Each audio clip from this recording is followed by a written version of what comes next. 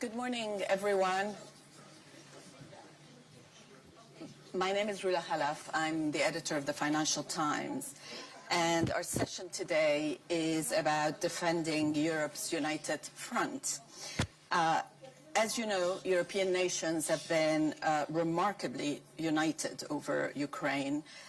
Most countries have been steadfast in their support. I looked up the Eurobarometer for the autumn of 2023, and the polling shows that the public support for helping Ukraine is also holding up. 72% agree with providing financial support to Ukraine, 61% support the EU granting candidate status to Ukraine. But, and there is a little but here, as we know from recent coverage in the FT, the EU aid package to Ukraine has been held up, and while European states have made strides in increasing and pooling resources for collective defense, they haven't hit their own target for the production of artillery rounds. Now, I'm delighted to explore these questions and others with a wonderful panel. Andrzej, Duda, President of Poland, thank you for being with us. Dmytro Kuleba, Minister of Foreign Affairs of Ukraine, thank you for being here. Katalin Novák is the President of Hungary. Great to have you. And we will later be joined by Andrej Plenković, I'm hoping, the Prime Minister of Croatia, but until then, Sviatlana Tsikhanouskaya is the leader of the democratic forces of Belarus. Welcome. President Duda, I'm going to start with you. Would you say Poland was certainly one of the strongest supporters of Ukraine, especially in the first year following the invasion?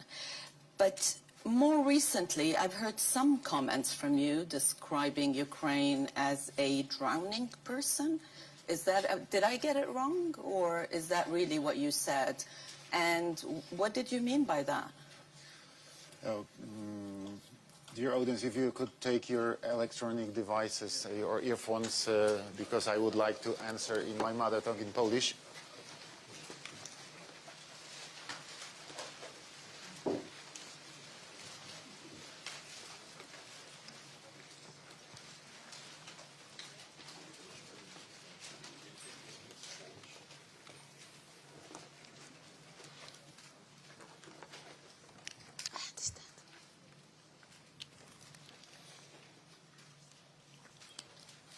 Po pierwsze, na to pytanie muszę odpowiedzieć tak.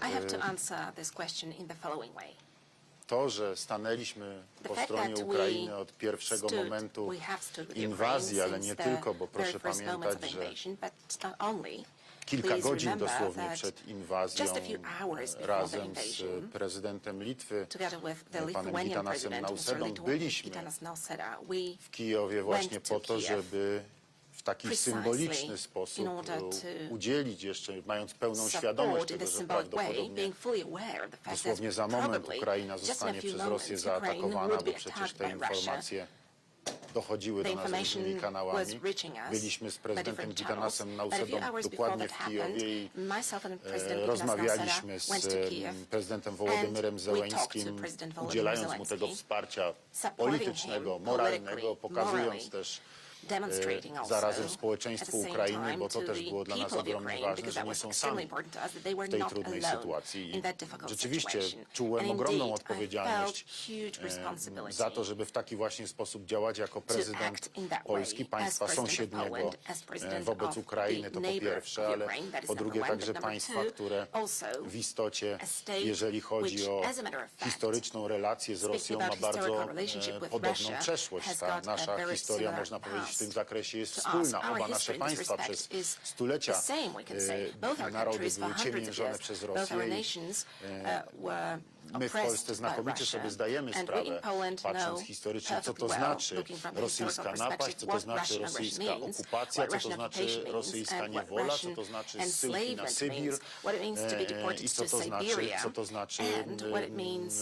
co to znaczy rosyjski terror. Więc pod tym względem Polacy, mogę powiedzieć, to nie tylko kwestia władz. Polacy rozumieją sytuację sąsiadów z Ukrainy znakomicie. To dlatego natychmiast po wybuchu wojny ludzie w Polsce tak gremialnie otworzyli swoje domy dla uchodźców z Ukrainy. Pojechali na granicę do prywatnych samochodów, brali ludzi wprost z granicy, których nigdy wcześniej nie widzieli, po to, żeby udzielić pomocy. Oddawali swoje domy, swoje mieszkania, dzielili się tym, co mieli, właśnie dlatego, że rozumieli, co to znaczy, że ktoś ucieka przed rosyjską inwazją, że ktoś się chce schronić. Z tej samej przyczyny.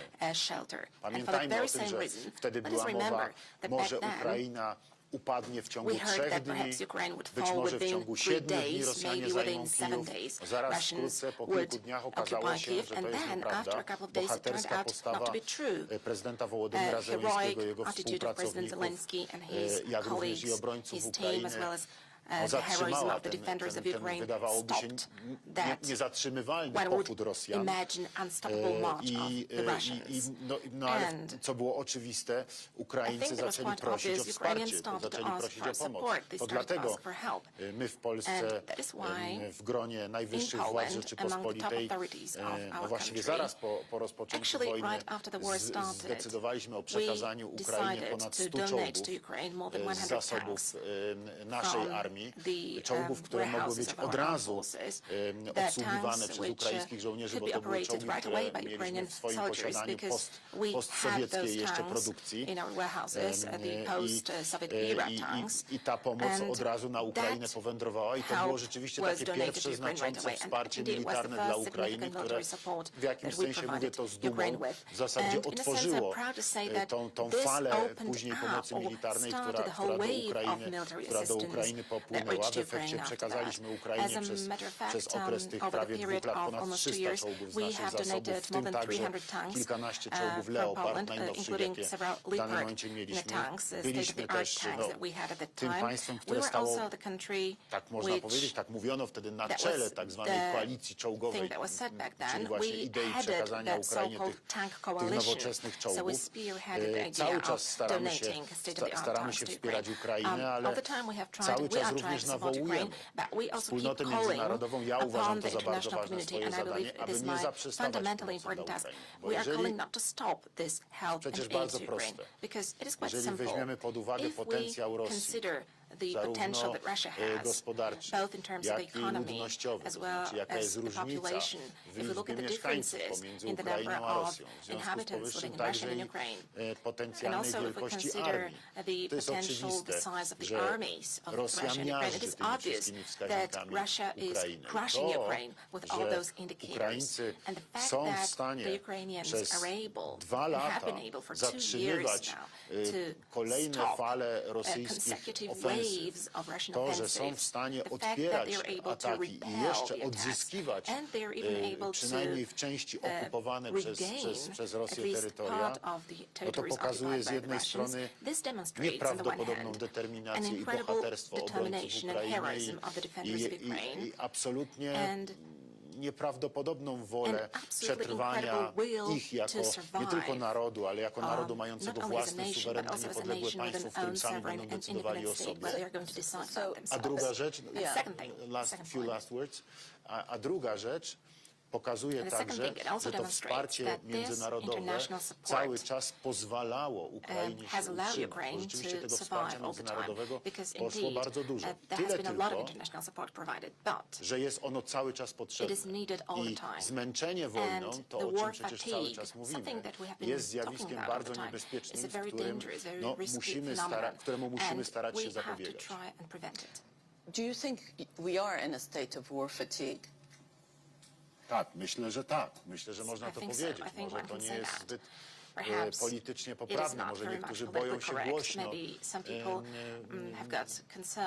to powiedzieć, że tak, że to zmęczenie wojną, to war fatigue jest widoczne.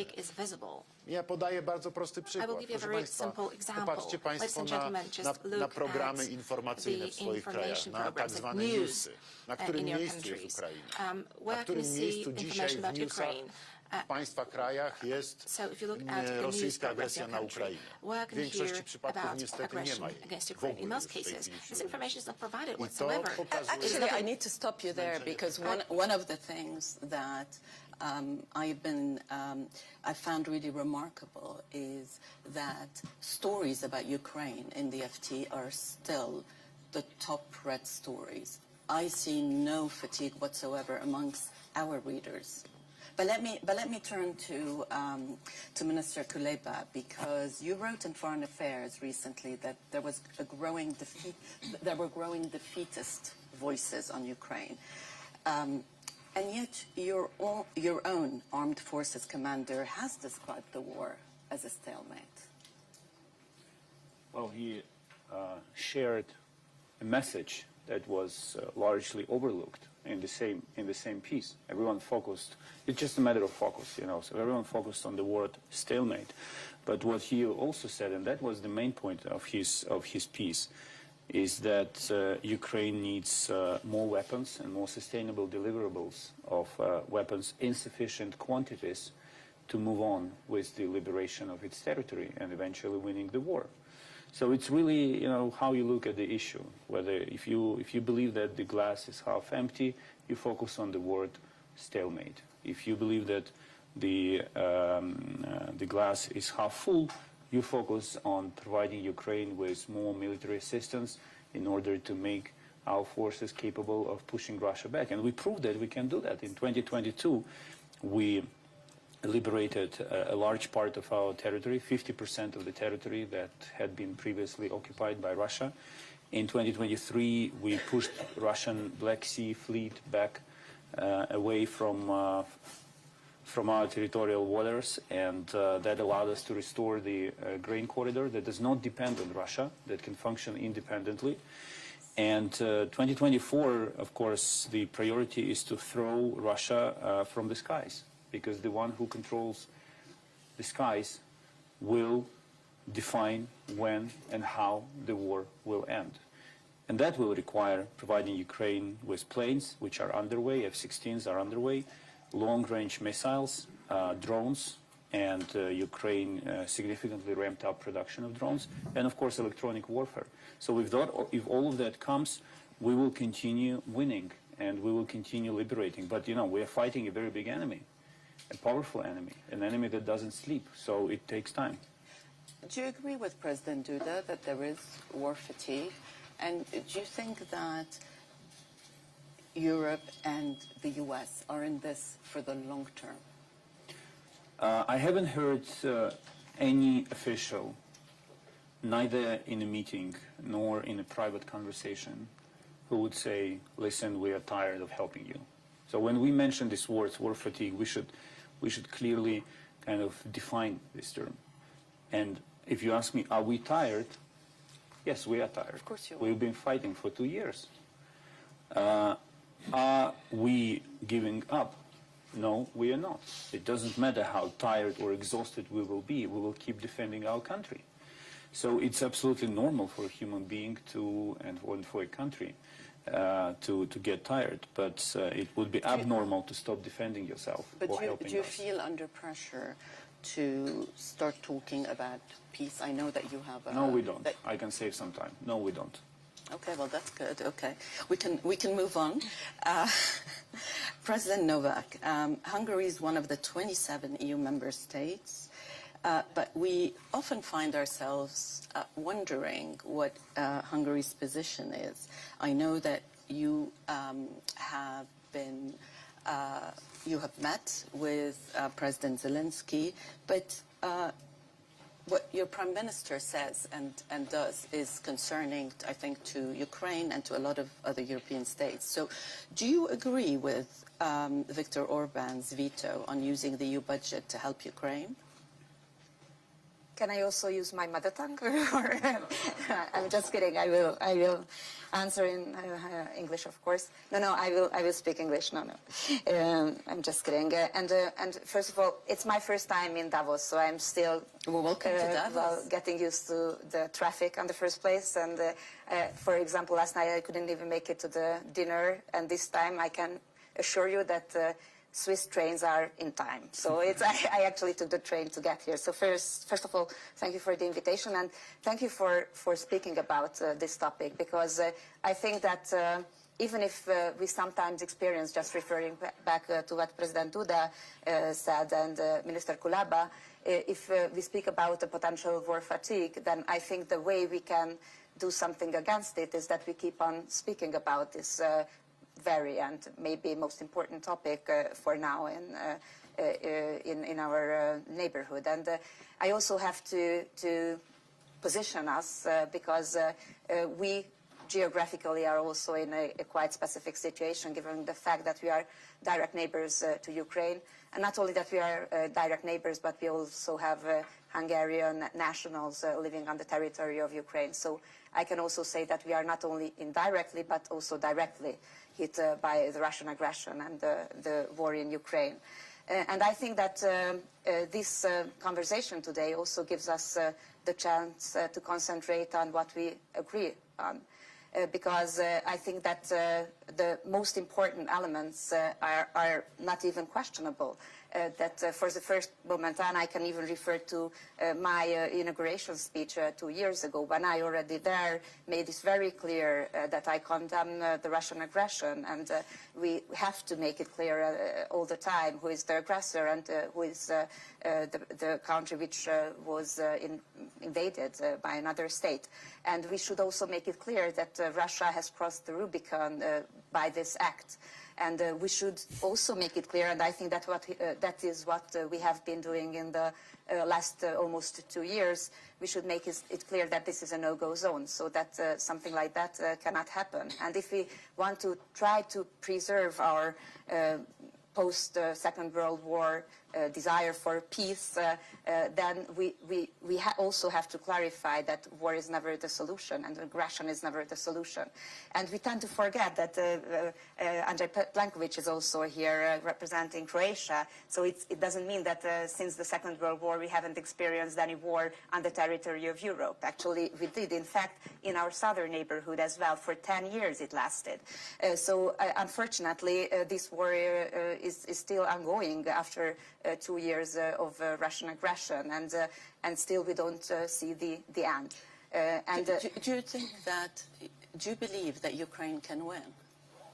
I think Russia cannot win, and that is the most important, and that we have to reach that Russia cannot win. So for Russia not to win, do you think that the EU package should actually go ahead? What I think Ukraine needs it. Yeah, I think that we further have to support Ukraine for sure, and I can assure you that Hungary will further be supporting Ukraine. Okay, that's a positive message. How do you feel about that? Well, I firmly believe that Ukraine's membership in the EU, Ukraine's existence as a friendly democracy, is in the best interest of Hungary and whole Europe. And Hungary is a very close partner. We do talk. Sometimes we have different positions, but in the end we sit down and discuss them. But most importantly, whatever the kind of discussions we have, there is always a solution in the end. And the last European Council, when the decision on opening accession talks was made, just proved it once again. And I will be seeing Hungarian foreign minister recently. Madam President has been visiting Ukraine. President Zelensky spoke with Prime Minister Orban in Argentina in the end of the year. So we are absolutely focused on finding solutions, and I'm sure that we will find them.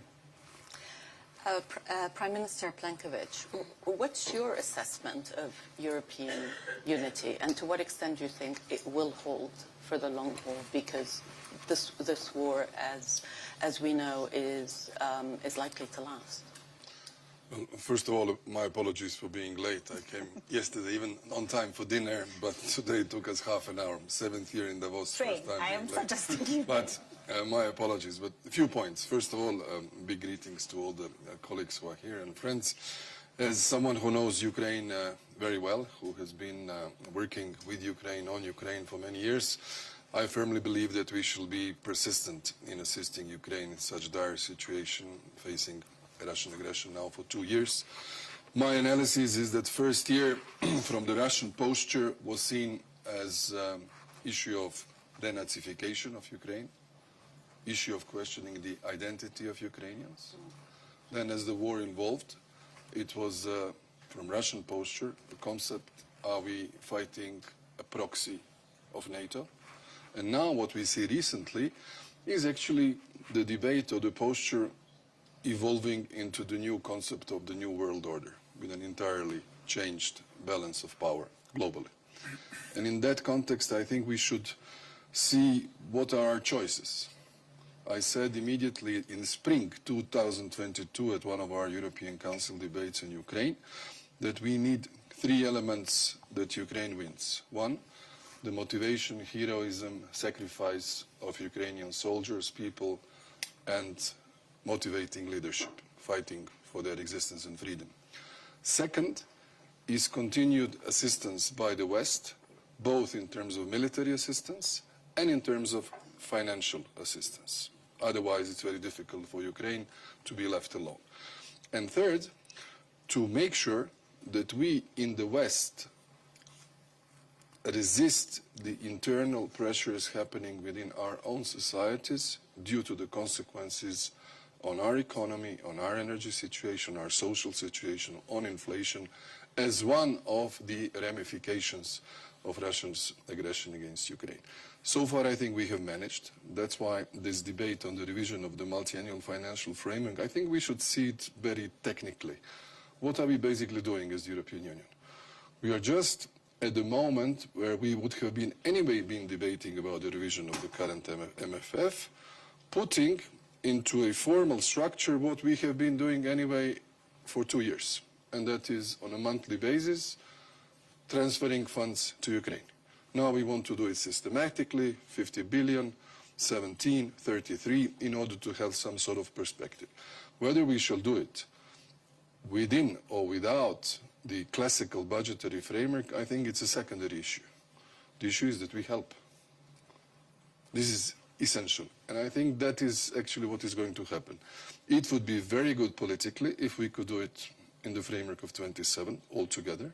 But if we don't, I'm sure we'll find a legal and a technical way to do it and ensure this consistency of assistance to Ukraine. Sviatlana, Belarus is in some ways another front in this war and in the EU's response to Russia. How do you rate European unity, and do you think that the opposition has benefited from the greater Western recognition of Russian aggression? First of all, I want to remind how the fate of Belarus and Ukraine are intertwined.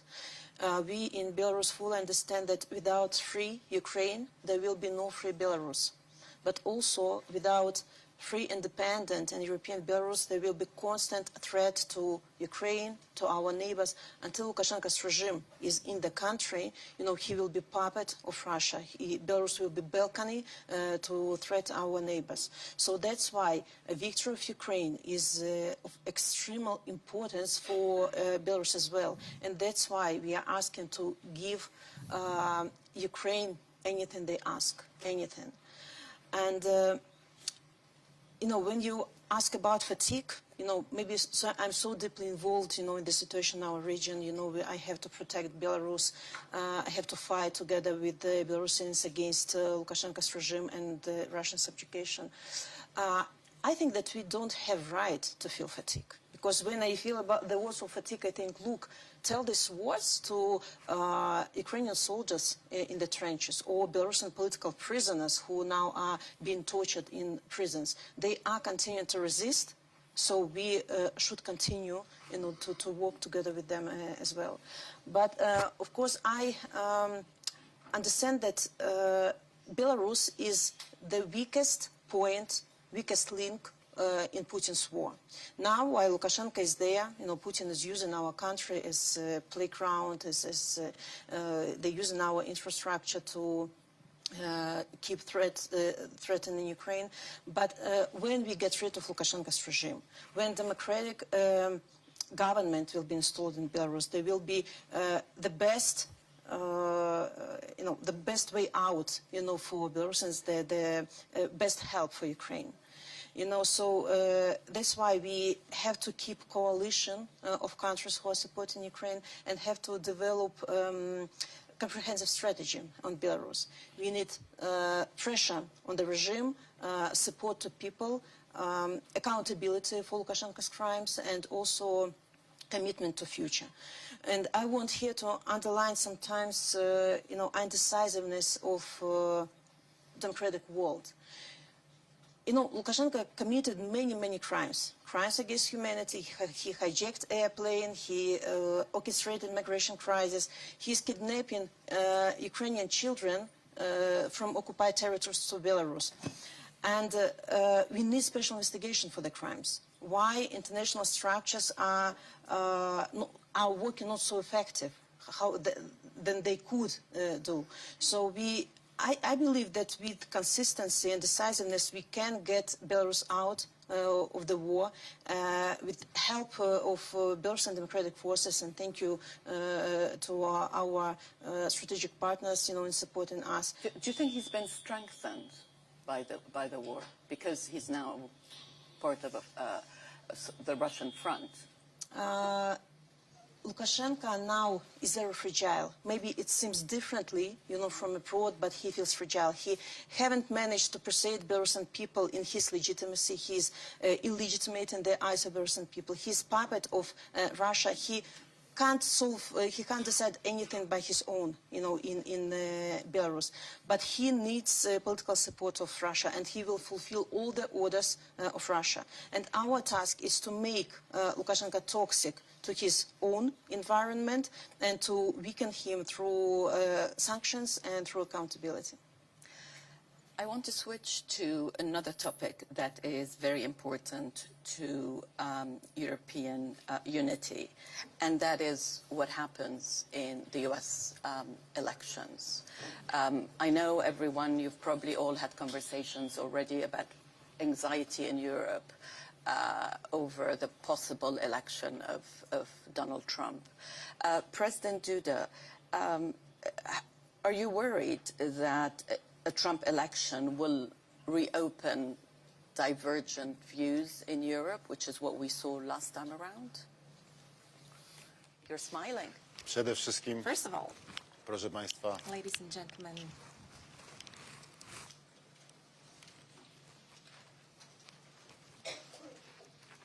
przede wszystkim zawsze powtarzam, to Amerykanie decydują o tym, kto będzie ich prezydentem.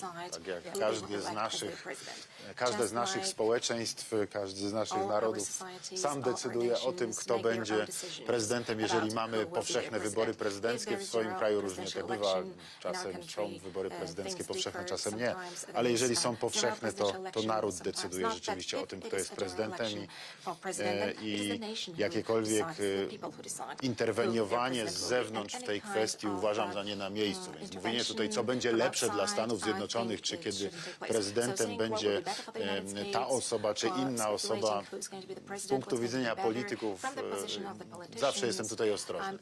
Natomiast co mogę powiedzieć o moim podejściu do Stanów Zjednoczonych jako prezydenta Rzeczypospolitej? Ja uważam tak.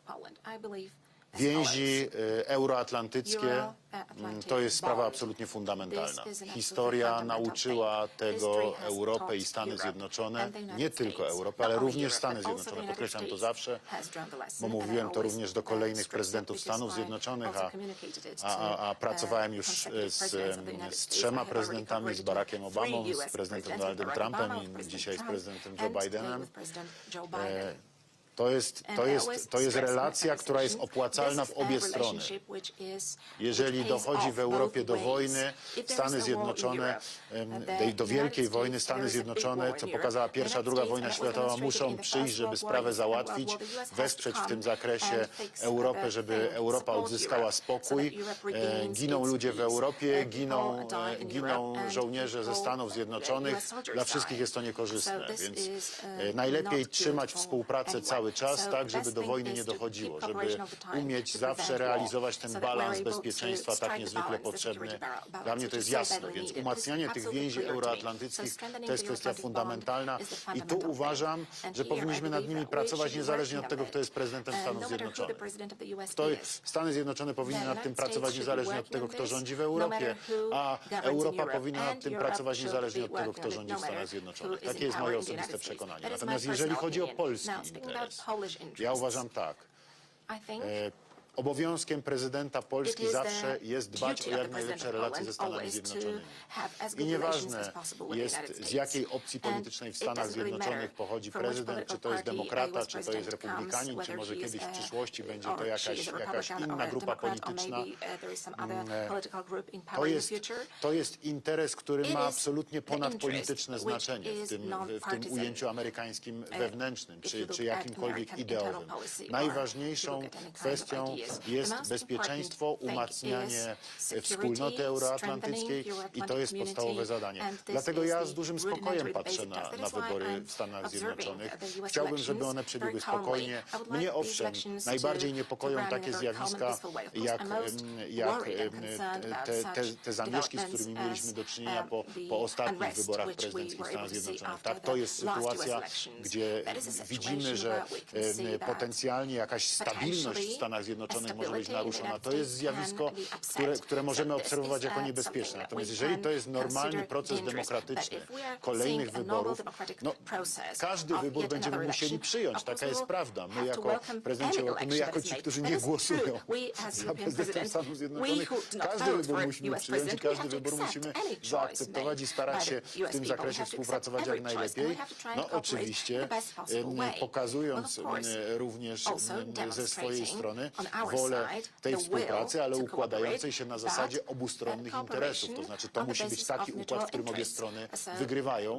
Dlatego my, przygotowując się do polskiej prezydencji w 2025 roku w Unii Europejskiej, bo na początku 2025 roku Polska obejmie prezydencję w Radzie Unii Europejskiej, wśród priorytetów przyjętych przez nas na ten okres dla nas jako prezydencji, ale także dla Unii Europejskiej przyjęliśmy umacnianie jedności euroatlantyckiej. Mówimy więcej Europy w Stanach Zjednoczonych, więcej Stanów Zjednoczonych w Zjednoczonej Europie, więcej wspólnych interesów, więcej wspólnych relacji gospodarczych, także więcej wspólnych relacji, jeżeli chodzi o bezpieczeństwo. Kolejnymi priorytetami jest przyjęcie nowych krajów członkowskich, w tym Ukrainy, Mołdawii, państw Bałkanów Zachodnich, a kolejnym wreszcie bezpieczeństwo energetyczne Europy, bo te kwestie uważamy za najważniejsze. Ale tym pierwszym priorytetem jest bezpieczeństwo, bezpieczeństwo i jeszcze raz bezpieczeństwo, zarówno gospodarcze, jak i bezpieczeństwo militarne, a tutaj kluczem są więzi euroatlantyckie. Jeżeli chodzi o kwestie gospodarcze, w moim przekonaniu pokazał to COVID, kiedy łańcuchy dostaw z Azji, z Chin się zerwały, kiedy były problemy. Ta więź euroatlantycka tutaj rzeczywiście pokazała swoje kluczowe znaczenie i nie mam żadnych wątpliwości, że trzeba ją umacniać. To raz. Po drugie, budować nasz oczywiście potencjał europejski, jeżeli chodzi o gospodarkę, no ale jeżeli chodzi o bezpieczeństwo, no to więź euroatlantycka ma tutaj znaczenie absolutnie fundamentalne.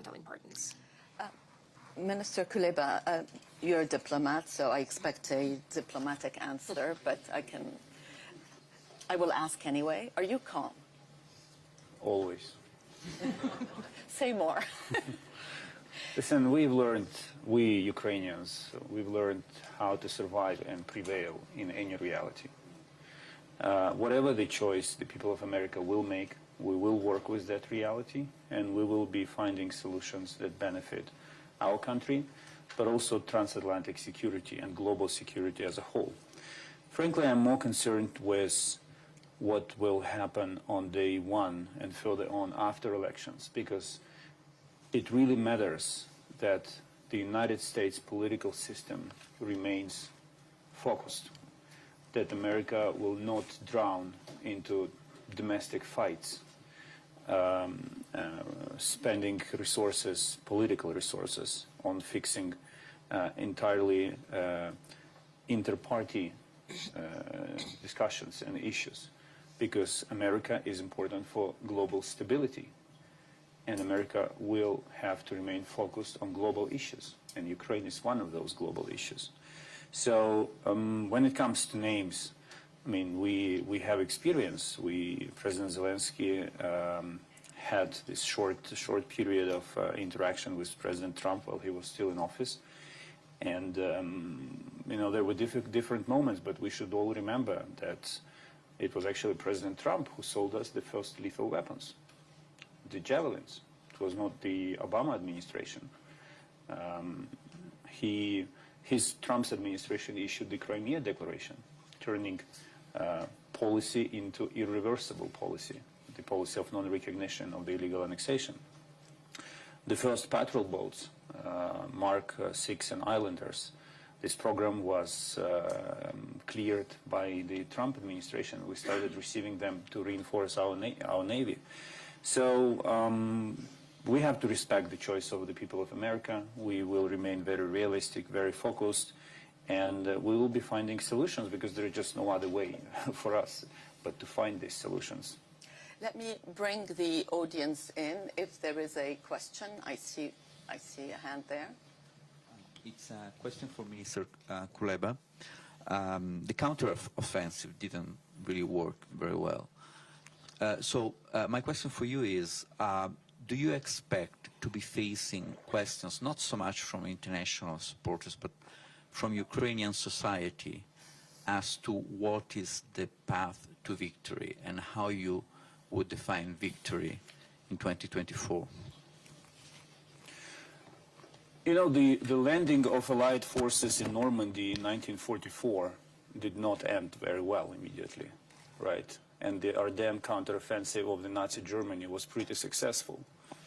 And no one was asking this kind of questions back then, because everyone realized that there was an evil that allies were fighting against, that war consists of different battles, and if we remain focused on the struggles and battles which were not as successful as expected, then we will, of course, help to proliferate defeatist voices, and we will reinforce the Russian message, because it's the Russian message. The Russian narrative is out there that, you see, you cannot beat us on the ground. But I made my point earlier before.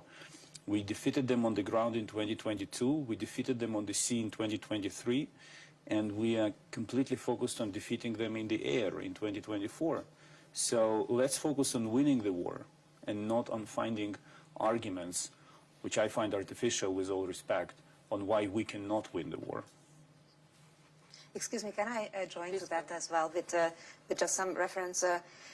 Because I think it is important that we also study the experience of the First and Second World War, of course, but we have to avoid to find ourselves in a Third World War. So that is just something that I would like to emphasize, that actually NATO is not at war, and the European Union is not at war for now. And I think what we have to avoid is that militarily also getting involved, and also avoid the escalation of the war. So we have to support Ukraine in its fight, in its protection of its homeland. But I think what is so precious for us, I'm also a mother of 3 children, that we live still in a peaceful country, and we have to keep our countries safe. I think we have to keep all our countries safe and try to do our utmost in order to avoid the escalation of the war. It, of course, in the meantime, means that we keep further supporting Ukraine in its fight.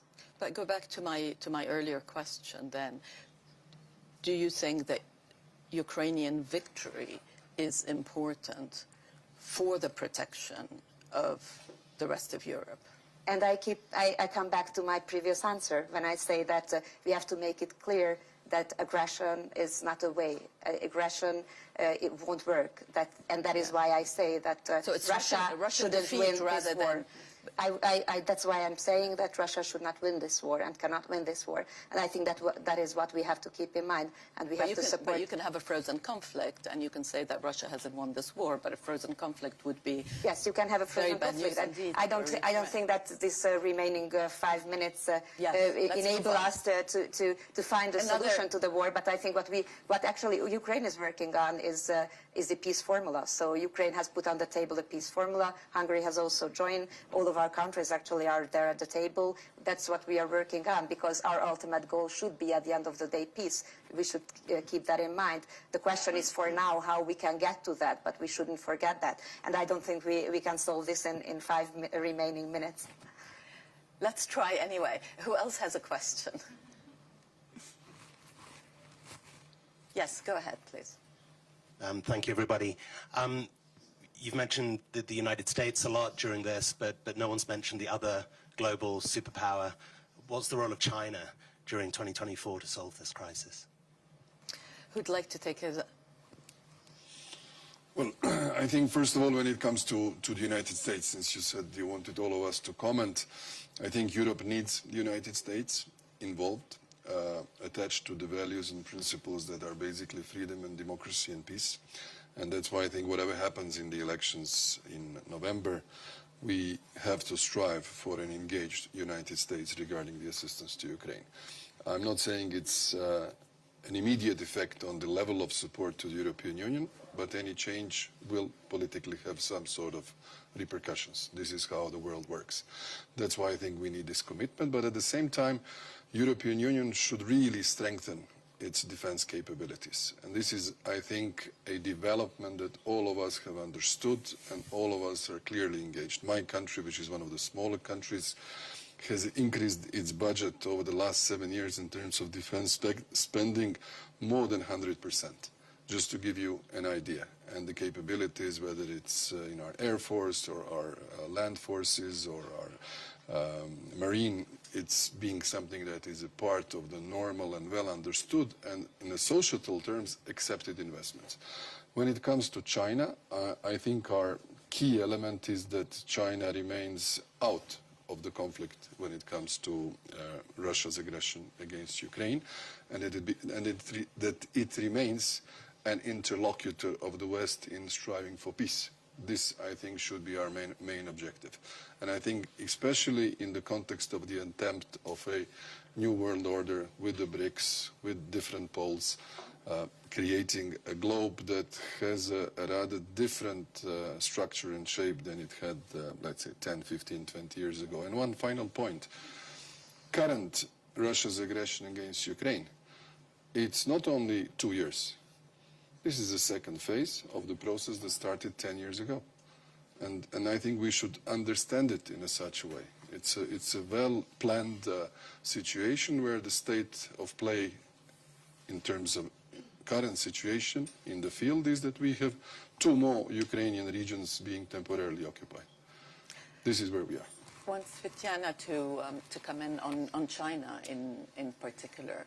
Do you have any contact with China? Do you discuss Belarus with them? No, actually, we as Democratic Forces don't have communication with China because at the moment they are somehow supporting Belarusian regime, though we know the Chinese, they are very pragmatic and they stopped much cooperation with Belarus, but nevertheless. But we see that dictators, tyrannies in the world, they are making coalitions. And it's a huge threat to the democratic world.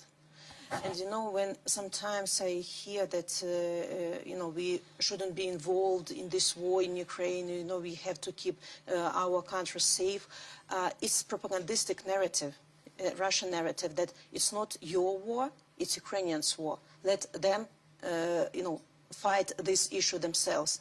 But I suppose that one day, if we let things to be like this, the enemy, tyranny, will knock your doors. And what you are going to do, many years of appeasements and attempts of re-educate dictators, they haven't worked. and have measures only harm the situation, because I see now, some countries, on the one hand, they are condemning the war. On the other hand, they are continuing to trade with Russia. They are creating loopholes for trade with Russia. So it should be stopped. Are there any other questions? Okay, then I would like to ask about European defense, and maybe President Duda. Do you need champions? Do you need companies to actually merge and create European champions? Because one of the problems that we've seen, and not just in Ukraine, is the shortages in munitions in particular, but not only munitions. How do you resolve that long term? We know that we are living in a much more complicated world. War is back. What do you think? Problem bardzo poważny i powiedziałbym wręcz wstydliwy, tak, że nagle okazało się, że w naszych... In less than 1 minute. Nagle się okazało, że w naszych europejskich zasobach praktycznie rzecz biorąc nie mamy zapasów do tego, by na wypadek poważnej agresji w ogóle Europa była w stanie się obronić. Nie mam żadnych wątpliwości, że powinniśmy zacieśnić kooperację wewnątrz Europy, w ramach Unii Europejskiej, jeżeli chodzi o produkcję amunicji, jeżeli chodzi o opracowanie nowych rodzajów uzbrojenia. Także uważam, że współpraca europejska w budowie na przykład czy to europejskiego czołgu, czy rozwoju europejskiego lotnictwa na poziomie właśnie unijnym absolutnie powinna być zacieśniana i tutaj wspólne projekty z mojego punktu widzenia są jak najbardziej mile widziane. Ta produkcja amunicji rzeczywiście jest takim elementem bardzo wymownym. Tak, tej amunicji de facto cały czas brakuje.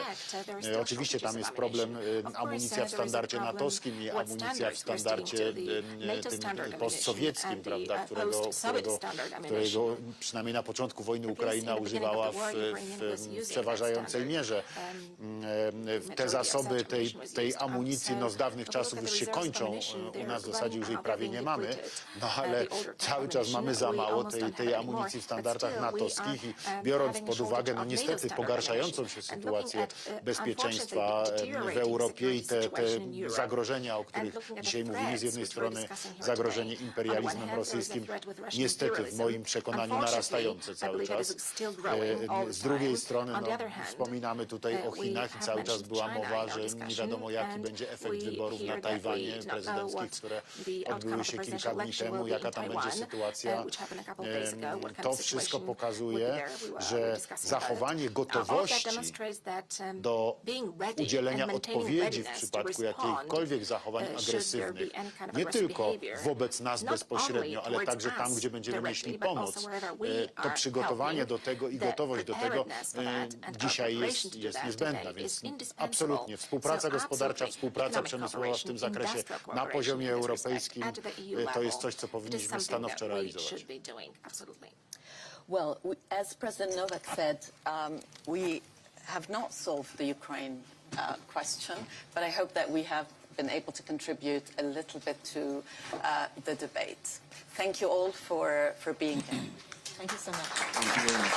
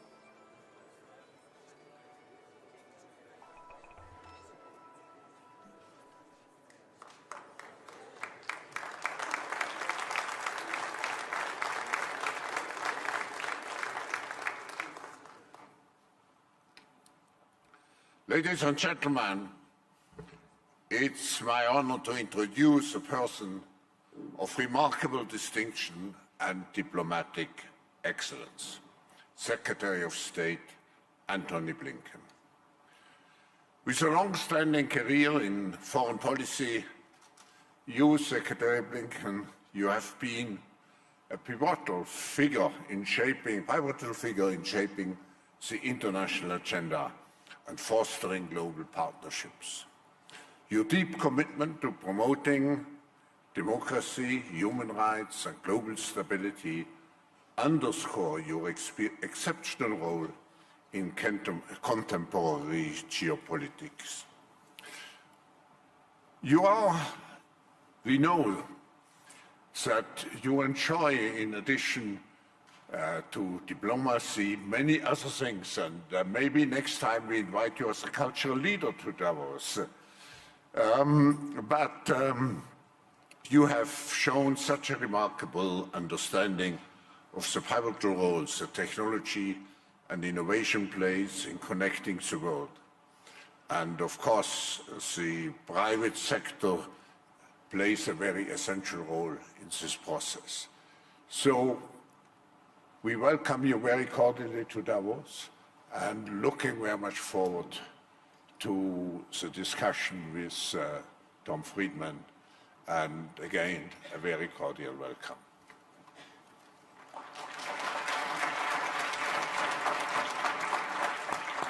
Klaus, thank you. And Mr. Secretary, it's great to be with you here this morning. I want to begin with a real black and white contrast in the morning news, reading the papers. On one side, you read about the power these days, Mr. Secretary, of these small units, Houthis, who can disrupt global shipping. Hamas, on day 105 of the war, still firing rockets at Israel. And on the other hand, I know that the diplomacy is going forward in the Middle East. We had the Saudi foreign minister saying publicly yesterday here in Davos that Saudi Arabia remains committed to a normalization with Israel under the right terms and opportunities for a Palestinian state. Talk to me about the tension between those two trends now unfolding. Well, Tom, first of all, it's wonderful to be with you, to be with everyone here today. And Klaus, thank you for your incredibly warm and generous words. Look, on one level, Tom, what we're seeing and what you've seen and written about for a long time is the evolution of something that's been in the works for quite a while, which is with the advent and the democratization of technology, information technology, you have super-empowered groups, super-empowered entities that can make an extraordinary amount of trouble for nation states and others. And we're seeing that. But I think we're also seeing something else. And if you look hard enough, you can really see it. And it's a different equation that answers the profound needs of virtually everyone in the region, starting with Israel and starting with its age-old quest for genuine security. And it's this. You now have something you didn't have before, and that is Arab countries and Muslim countries, even beyond the region, that are prepared to have a relationship with Israel in terms of its integration, its normalization, its security, that they were never prepared to have before, and to do things, to give the necessary assurances, to make the necessary commitments and guarantees, so that Israel is not only integrated, but it can feel secure. But you also have an absolute conviction by those countries, one that we share, that this has to include a pathway to a Palestinian state, because you're not going to get the genuine integration you need, you're not going to get the genuine security you need absent that. And of course, to that end as well, a stronger, reformed Palestinian Authority that can more effectively deliver for its own people has to be part of the equation. But if you take a regional approach, and if you pursue integration with security, with a Palestinian state, all of a sudden, you have a region that's come together in ways that answer the most profound questions that Israel's tried to answer for years, and what has heretofore been its single biggest concern in terms of its security, Iran, is suddenly isolated along with its proxies, and will have to make decisions about what it wants its future to be. So this is actually clear when you look at it and see it.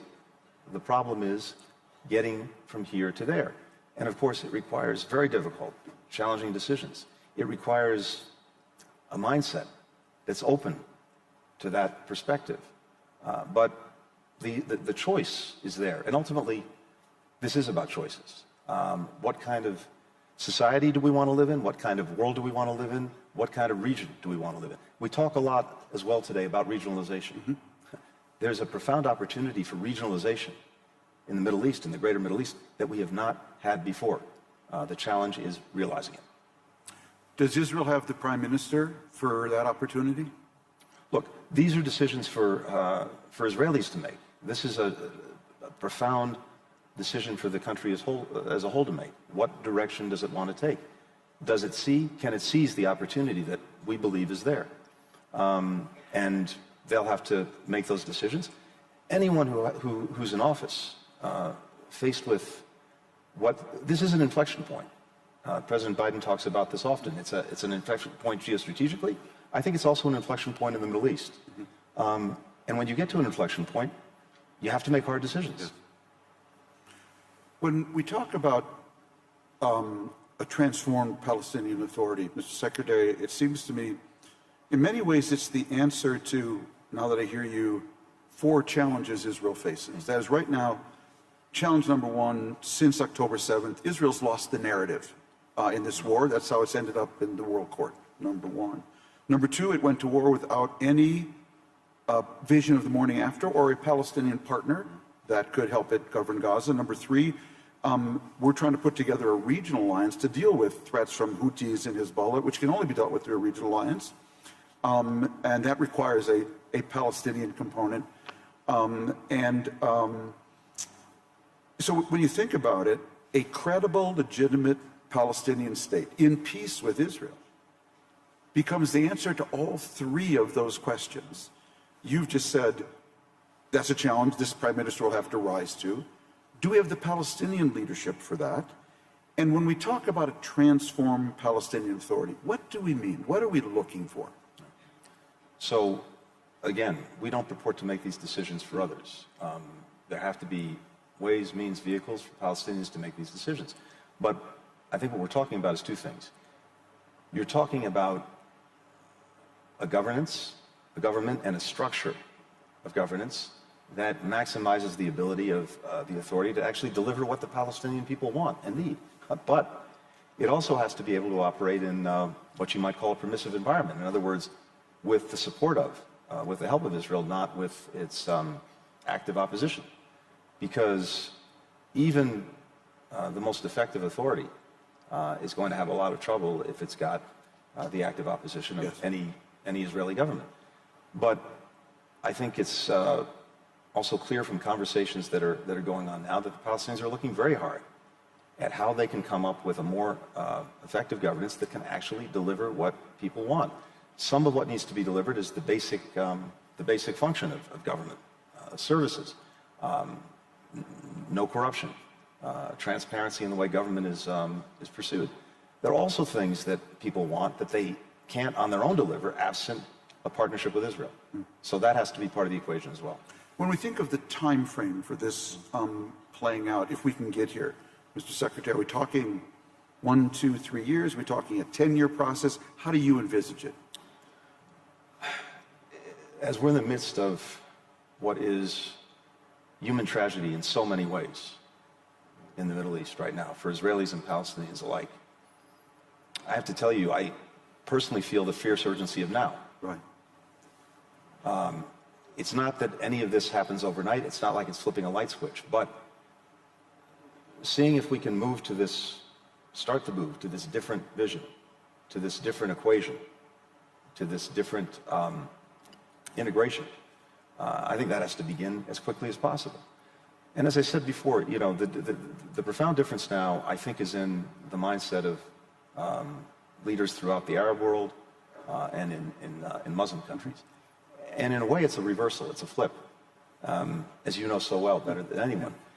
When, in previous times, we came close to resolving the Palestinian question, getting a Palestinian state, I think the view then, Camp David, other places, was that Arab leaders, Palestinian leaders had not done enough to prepare their own people for this profound change. I think a challenge now, question now is Israeli society prepared to engage on these questions? Is it prepared to have that mindset? That's challenging. And it's, of course, doubly challenging when you're focused intensely on Gaza and all of the security questions that are the day-in, day-out life for Israelis and Palestinians alike. Is this the worst time to be Secretary of State of the United States, or just one of the top five? I was thinking about, since Henry Kissinger recently passed away, that when he did his shuttle diplomacy, and I was thinking about this as you've been shuttling in the region now several times, he basically had to call three people, Golda Meir, Anwar Sadat, and Hafez Assad, and they all answered the phone. You need to have the Houthis, Hezbollah, Hamas in your Rolodex, and half the people you call, the phone comes off the wall. What's it like for you? Take us into that, the nature of your job today, of managing weakness, not strength. So first of all, I actually think that we come at much of this from a renewed position of strength in the big picture. First, President Biden's made investments at home that people around the world are seeing. They're seeing the investments we've made in our own infrastructure. They're seeing the investments we've made in cutting-edge technology, in chips and science. They're seeing the investment we've made in climate technology and related energy technology that's going to power the economies of the future. So they know that we're actually serious about ourselves, despite some of the dysfunction that may be seen on the front pages. Second, in ways that we haven't done in recent years, the first thing I was told to do by the president was roll up our sleeves, re-engage with our allies, re-engage with our partners, build new collections of countries that were and organizations that were fit for purpose to deal with specific problems. And I think we've done that in such a way that on some of the really big issues of the day, whether it's how to deal with China, how to deal with Russia, we have more convergence than we've had at any time in recent memory between us, key partners throughout Europe, throughout Asia, and even in other parts of the world about how to manage these problems. So that's a position of strength. Second, in areas like the Middle East, where we have this profound and in many ways gut-wrenching challenge right now, here's what I'm hearing. I'm hearing from virtually every country, they want the United States. They want us present. They want us at the table. They want us leading. President Biden used to like to say that he's never been to any country where the United States was not all at once the source of its problem and its only solution. Well, that's a slight exaggeration of this moment, but I think there's a kernel of truth there. And there's something else that's very powerful from our perspective. We know that if we're not engaged, if we're not leading, then one of two things. Either someone else is, and just from the perspective of an American, that probably means that that's going to happen in a way that may not reflect our own interests and values, or even worse maybe, no one is. Yeah. And then you've got a vacuum, and we both know vacuums tend to be filled by bad things before they're filled with good things. So I think there's a greater premium than there's ever been on our engagement, on our leadership in partnership with others, because much of what we're trying to do, we can't effectively get done alone. We have to have partners. We have to reimagine as we've been doing our partnerships. And that actually makes it a great time, even with the terrible human trauma that so many people are going through now, and that affects all of us. It makes it a very extraordinary time to have the responsibility of this job. So one of the things that really strikes me from the outside as a challenge you have right now is that if you don't respond to something like the attacks of the Houthis on international shipping gets completely disrupted, creating inflation all over the world. If you do respond, it enmeshes you and us in a very messy kind of Middle East war. And we're in a political season in America. It gives an opportunity for someone like Donald Trump to come along and say, none of this would be happening on my watch. That he can kind of present himself as the source of order at a time when people are fearing disorder. But you obviously have to engage with this, right now. So two questions. One, I'm interested in your response to that generally. I'm not trying to drag you into politics. I know there's a limit to what you can do. But at the same time, when I hear Trump say that, I'm always reminded of him tearing up the Iran nuclear deal. And on a 1 to 10 scale, 10 being incredibly stupid and 1 being okay, how is that not one of the 10 most stupid things the United States has done in the 21st century? Tom, I'm glad that wasn't a rhetorical question. So, you're right. I don't do politics. I'm focused on policies. I'm focused on the moment that we're in and trying to find, with the president, with my colleagues in government, Jake Sullivan and others, the right policies for this moment to advance the interests of our country, the values that we have, which we believe we share with many, many, many people around the world. So that's what this is about. We have these discrete problems that you've identified, but they're also, as you've also identified, connected. Yeah. And this is why these larger constructs are also so important to keep in mind. If we can change the larger direction of a region like the Middle East, a lot of these other problems will be minimized, if not totally eliminated. The excuses, the rationales that various troublemakers have for making trouble, they go away. So that's also part of an effective way of dealing with the challenge. Look, on Iran, I'm not going to put it on a scale of 1 to 10, but I think it was a big mistake to tear up the Iran nuclear agreement. We had Iran's nuclear program in a box. Since the agreement was torn up, it's escaped from that box. And we're now at a place where we didn't want to be because we don't have the agreement. So I think that was deeply unfortunate. As you, I'm sure, felt during your conversations, and I've felt it a lot, and this will be my last question on the Middle East.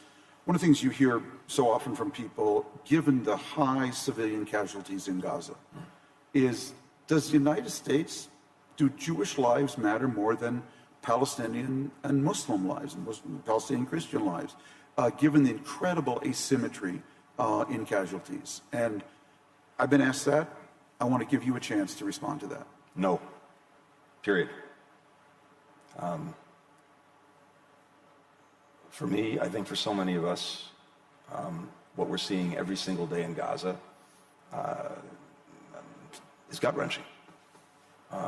And the suffering we're seeing among innocent men, women, and children breaks my heart. The question is, what is to be done? We've made judgments about how we thought we could be most effective in trying to shape this in ways to get more humanitarian assistance to people, to get better protections and minimize civilian casualties. And at every step along the way, not only have we impressed upon Israel its responsibilities to do that, we've seen some progress in areas where, absent our engagement, I don't believe it would have happened. So there are a lot of dogs that didn't bark, but that in no way, shape, or form takes away from the tragedy that we've seen and continue to see. It's why we're at it relentlessly every single day.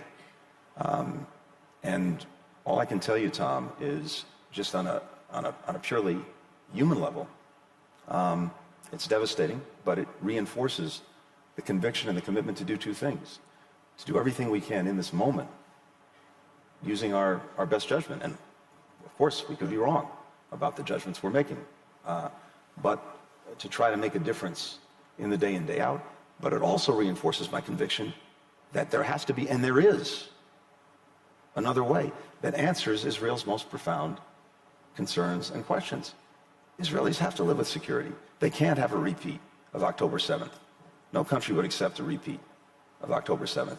And I think, not by way of justification, but just by way of explanation, it's hard to overstate the psychological impact on the country as a whole of what happened on that day. And there are large swaths of the world, going back to one of the first things you said, where information technology, information environments have been used and abused in such a way that large numbers of people don't believe October 7th actually happened. They don't believe that Hamas slaughtered men, women, and children, that it executed parents in front of their kids, that it executed kids in front of their parents, that it burned families alive. They don't believe it. And so, of course, especially with that, everything that followed is even worse. Here's what it comes down to, in my judgment. I think the biggest poison that we face around the world, internally in our societies and externally in our relations with others, is dehumanization. The inability to see the humanity in the other. And that applies in every direction. And when that happens, you get so hardened that you're willing to do and accept things that you wouldn't if the humanity of the other was front and center in your conscience.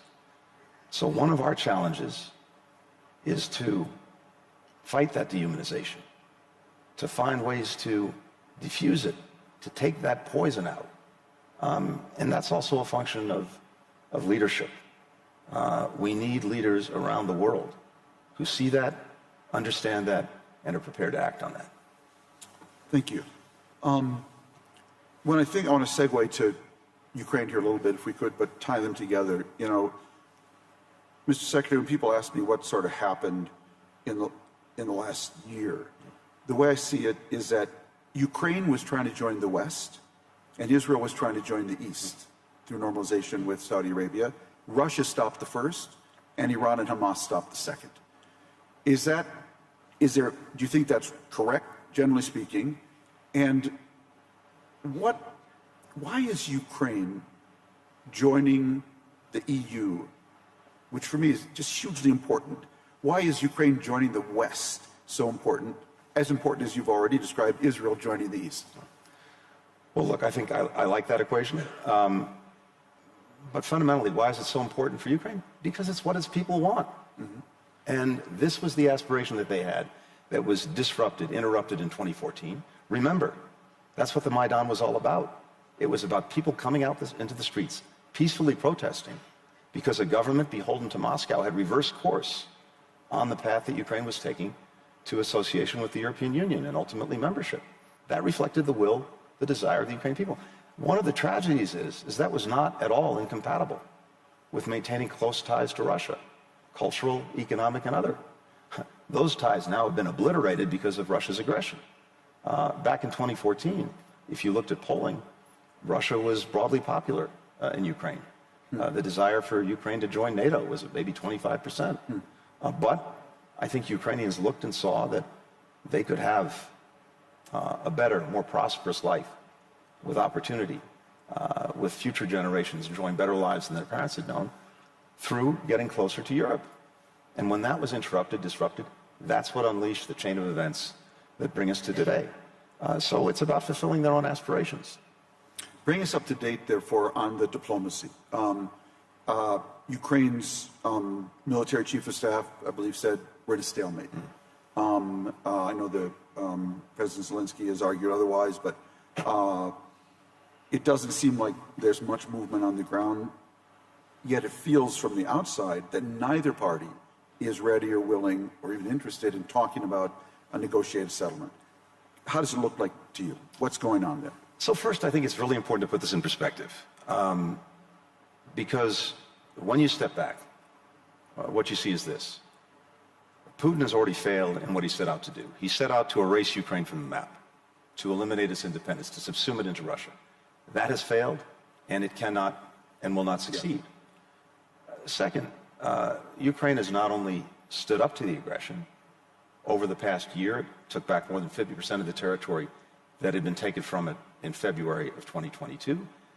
The last part of the last year has been challenging, but even then, something that got little notice. What Ukraine managed to do in the Black Sea, opening it up, pushing the Russian Navy back, and starting to get grain out to the world. It's been the breadbasket of the world. It's gone back to that as a result of actions it's taken. And the other thing that I think is less visible is that Ukraine has been a profound strategic failure for Vladimir Putin and for Russia. In so many ways, Putin has precipitated virtually everything he sought to prevent. You now have a Russia that overall is weaker militarily, it's weaker economically, it's weaker diplomatically. Europe has severed its energy dependence on Russia. Ukrainians are more united than they've ever been. The NATO alliance is stronger It's larger, and it will get larger still in the weeks ahead. So stepping back, the strategic picture looks, I think, very different than maybe the day in, day out picture as you see the challenges on the battlefield. Having said that, there's one other important aspect to this. Look, this is a ferocious fight, and Russia does have tremendous resources that it brings to it. And Putin continues to be willing to put his young men into a meat grinder of his own making to try to advance his interests. That's a profound tragedy for Russia. It's a profound tragedy for so many who are affected by it. But as we're looking at it, and as we're looking at Ukraine, we can see what Ukraine's future can and should be, irrespective of exactly where lines are drawn. And that's a future where it stands strongly on its own 2 feet, militarily, economically, democratically. And each of these things is mutually reinforcing. Militarily, even as we're helping them prosecute the day in, day out, 30 countries have come together to make commitments to Ukraine to help them design a force for the future that can stand up to any future aggression, that can deter it. And that, again, will enable Ukraine to do this mostly on its own without the massive continuous influx of resources from others.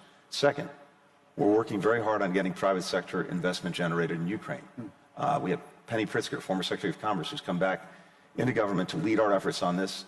Others are doing the same thing. There's tremendous opportunity economically in Ukraine. We've got to get the investment flowing in. That's a very powerful answer. But here's where things are mutually reinforcing. First, the military piece reinforces the investment because you do need to protect the areas where you're making investments. Things like air defenses really matter. Second, the democratic piece is vital because the reforms that Ukraine is pursuing, that it has to pursue if it wants to get into the EU, and that process began in December, those reforms are exactly the kind of reforms that are necessary to attract that kind of investment. And that's reinforced by so many from the private sector who've gone to Ukraine and said, okay, here's what's needed if we're going to make these investments. That process starts to take on a life of its own with a push from us, dozens of other countries, but then Ukraine can be off and running. It doesn't require all of us to make the same kinds of emergency investments that we've had to make over the last couple of years. It's the best single possible answer to Vladimir Putin. It's the best rebuke to his aggression. Are we anywhere near any kind of negotiation, though, for a stable long-term ceasefire? Look, in this moment, I don't see it. We're always open to it, attentive to it, because more than anyone else, the Ukrainian people want this. But there has to be a willingness on the part of Russia to engage, to negotiate in good faith, based on the basic principles that have been challenged by its aggression. Territorial integrity, sovereignty, independence. If and when Russia is prepared to negotiate on that basis, it will find Ukrainians who want to do that, and it will certainly find support from the United States in doing that, and many other countries. No one wanted this, and in fact, we tried to prevent it. We saw it was coming. We warned the world. We also engaged Russia intensely for several months, trying to see if there was some genuine security issue that was motivating them to do what they seemed to be ready to do. And unfortunately, it became apparent, you don't have to believe me, just read what President Putin says, it was never really about that. It was always about this grand vision of reestablishing a greater Russia. Secretary, you recently met, and President Biden met with President Xi, and when it comes to sort of Russia today, one reason it's been able to keep up this war in Ukraine is that it's found huge markets abroad for its oil and other things, and largely through China. And two questions related. Is there a possibility of a Biden to Beijing kind of move where we separate China from Russia in a way that we did during the Cold War? And do you, when you're engaging with Xi on these issues in Russia, do you ever say to him, Russia's a loser? Why are you hanging out with this loser? Well, in diplomacy, Tom, sometimes we... It's not like journalism. It's a different terminology. No, and I'm not commenting specifically on what you just said. You know, so occasionally you see collections of countries coming together, and it reminds you of the famous bar scene in Star Wars. Yeah. Not necessarily something you want to be a part of. Yes, yeah. But let me say this. First, for us, as for so many countries, the relationship with China is among the most complex and the most consequential that we have. And as I was saying earlier, we're now in a position where we're approaching that relationship from a position of much greater strength than we were in the past. Yeah. Because we've made investments at home, because we've re-energized and in many ways reimagined our alliances and partnerships abroad. And the convergence that we have with other countries on how to approach the complexities of dealing with China is much greater than it was. And that's a tremendous source of strength. We see that playing out every single day. We thought it was very important, first and foremost, to stabilize a relationship so that at the very least, the competition that we're in doesn't veer into conflict. That's not in our interest. It's not in anyone's interest. And thanks to President Biden's leadership, we've done just that. I took a trip to Beijing this past summer. Then many of my colleagues in government followed, Secretary Yellen, Secretary Raimondo, John Kerry. But ultimately, it culminated in the meeting that President Biden and President Xi had in San Francisco. There's no substitute for leader-to-leader engagement, especially when you're dealing with China. And I know you'll see more of that in the year ahead. But not only for purposes of stabilizing the relationship, but to do two other things. To make sure that we're dealing very directly, very clearly with our differences so that there's no misunderstanding about where we're coming from. Second, to see if, despite these differences, despite the intense competition, there aren't also places where it's in our mutual interest to cooperate more. And that's also exactly what we did. We restored military-to-military communications, absolutely vital for making sure that we don't veer unintentionally into conflict. And then we did something that actually addresses arguably one of the most important needs, maybe one of the most urgent needs of the American people. And I'm not sure it got the attention that it should have. The single #1 killer of Americans, age 18 to 49, and really let this sink in, the #1 killer of Americans 18 to 49 is fentanyl, synthetic opioid. Not car accidents, not guns, not cancer, the synthetic opioid, fentanyl. Now, the way that's evolved, as you know, over the years, is that instead of China exporting fentanyl itself, which it stopped doing, its companies were exporting the chemical ingredients, the precursors, that were then synthesized into fentanyl, typically in Mexico, came into the United States, and did terrible damage to our people. A year ago, this fentanyl that we seized, not the totality of what's out there, that we seized, was enough to kill every single American citizen. So this is a monumental problem. As a result of this engagement, we got an agreement with China that it would take a different approach to the synthetic opioid question, and it agreed to put out new rules for its companies, but then, much more important, to actually crack down on companies that were engaged in this illicit practice of diverting the chemical precursors into fentanyl. And we've seen it take action against dozens and dozens of companies. Now, that has to be sustained. You want to make sure that a company that goes out of business under one name doesn't go back into business under another, all that. But we've seen genuine, positive, affirmative action by China on a question of arguably the greatest import to the health of Americans. So that's why making sure that as we're engaged with China, we're engaged on all aspects of the relationship. Yes, the competition. Yes, contesting when they're doing something or planning something that we can't accept, but also cooperation where it's clearly in our interest. Secretary, I consider myself a raging Indiophile.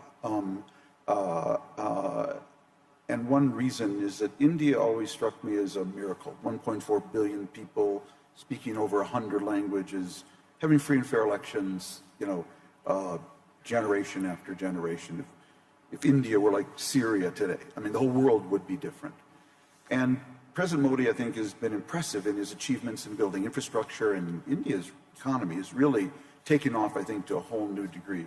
But I do worry about the kind of runaway Hindu nationalism sometime, draining India of its this incredible example of pluralism.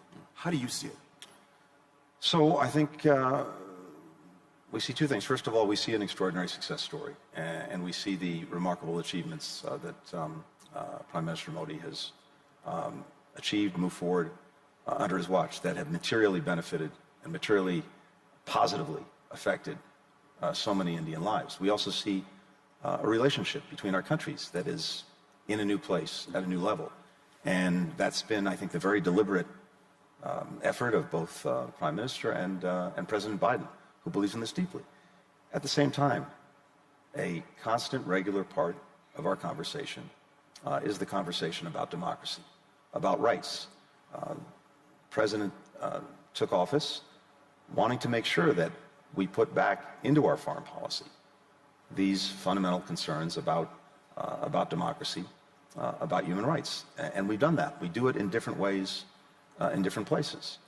In some places, maybe it's more overt, maybe it's more vocal. In others, because of the nature of the relationship we may have with the country, with the government, it's part of a very sustained, very real conversation. And a conversation that we, of course, hope produces positive change. That's the case with India. A country is obviously in the news because of the recent election is Taiwan. Taiwan's one of my favorite countries. You know, a barren rock in a typhoon-laden sea that, has, amassed these incredible reserves, the world's best chip company. So much has changed there, Mr. Secretary, over the 40 years I've been visiting. There's just one thing that hasn't changed, and it's geography. It's still a tiny island off mainland China, and people who forget their geography sometimes get in trouble. And that wrestling inside Taiwan over that, we see in every election, including the last one. How do you see the results of the last election? Because there was a certain balanced result with the KMT, I think, maintaining the majority in the parliament, the DPP winning the presidency. How do you see it, and how do you hope the U.S. Congress responds to it? Well, I think what we see in Taiwan on one level is very straightforward. We see a very powerful affirmation of democracy, something that we congratulated the people of Taiwan for, and something that's been consistent now over many years. And that's the most important thing. Look, our fundamental interest, the fundamental interest of countries around the world, is to make sure that peace and stability is maintained at Taiwan Strait, that any differences between Beijing and Taiwan are resolved peacefully, and that actually one of the hallmarks of success of the relationship between the United States and China since the establishment of diplomatic relations has actually been the management of the Taiwan issue.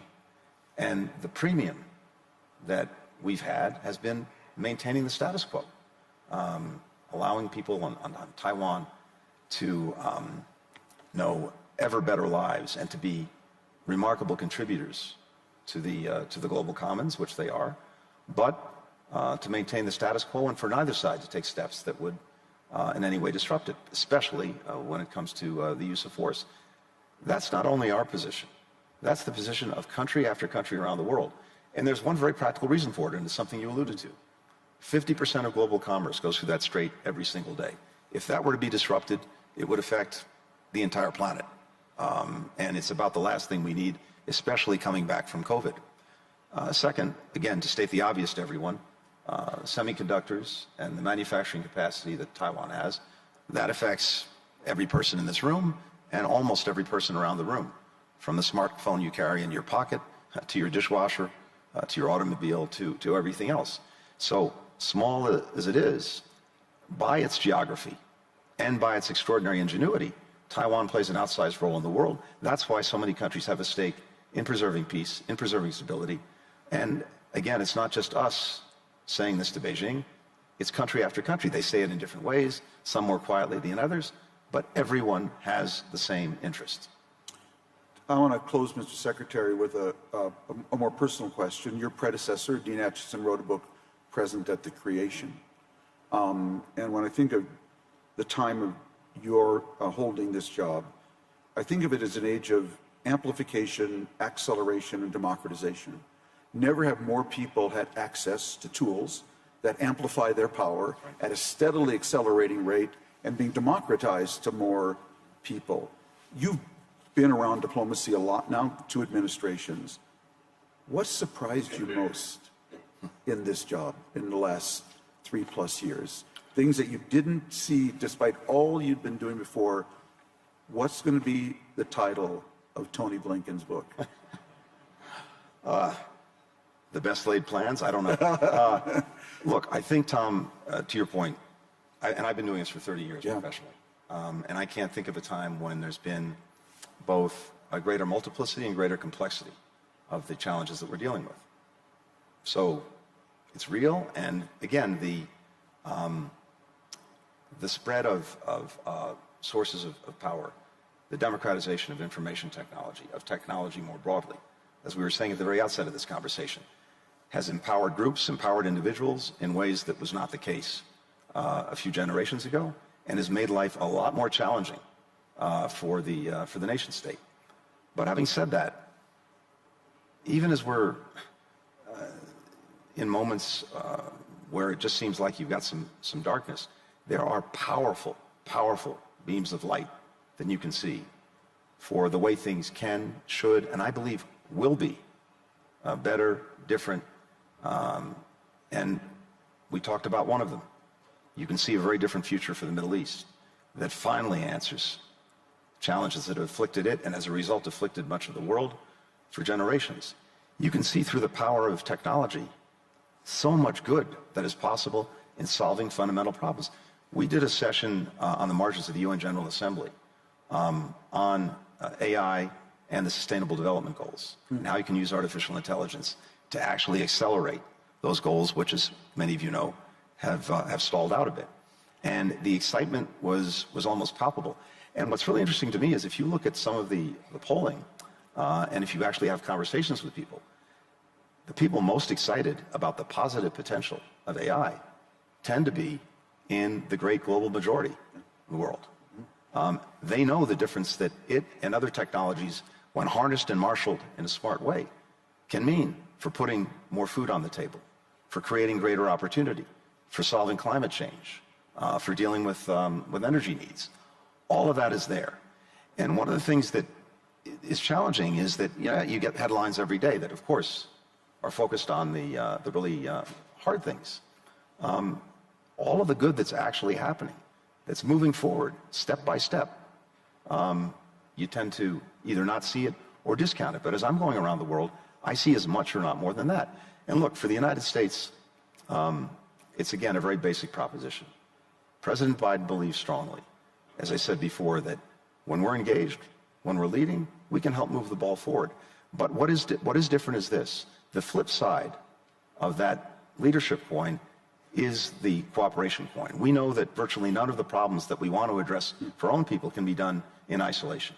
We can't do it on our own. We have to have partnerships, but they have to be reimagined. It's, yes, our traditional alliances and partnerships, but also building new ones, as I said, that are fit for specific purposes, bringing together collections of countries, the private sector, NGOs, other actors, all of whom have an interest and maybe some special capacity to solve the problem. I like to refer to it as variable geometry, and that's what we've been doing. We've been putting these different pieces together. And I think when you emerge from the immediacy of this moment, 5 years, 10 years, a lot of that variable geometry will be much more visible. But more than that, it will produce positive results. That's what motivates me. So I'm motivated by that because I really see it and feel it. And when it comes to the hard things, I think Churchill said, when you're going through hell, keep going. Mr. Secretary, I have a simple criteria for interviews. Was it interesting and did it make news? You passed both with flying colors. Thank you very much. Thank you, Tom. Really appreciate it. Thank you. Good job. Thank you.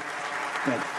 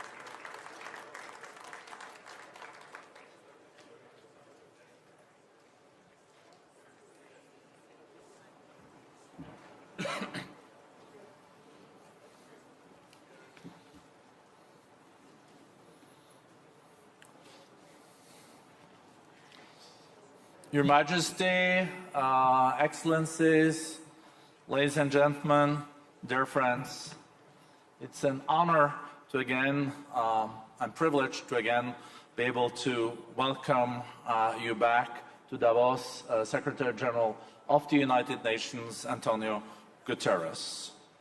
We are all very grateful, Mr. Secretary General, that despite all the challenges, you continue to stand up for the UN Charter, international law, and also the humanitarian principles. We are also very much looking forward to your summit of the future in September, and you can count on us also for our full support. We know that these are very challenging times. We are having this annual meeting against the most complicated geopolitical backdrop in decades. And we also know that we're lagging behind when it comes to reaching the Sustainable Development Goals by 2030. Mr. Secretary General, at the beginning of this year, I invite you to share with us again your assessment of the state of the world. Please welcome the Secretary General of the United Nations, António Guterres.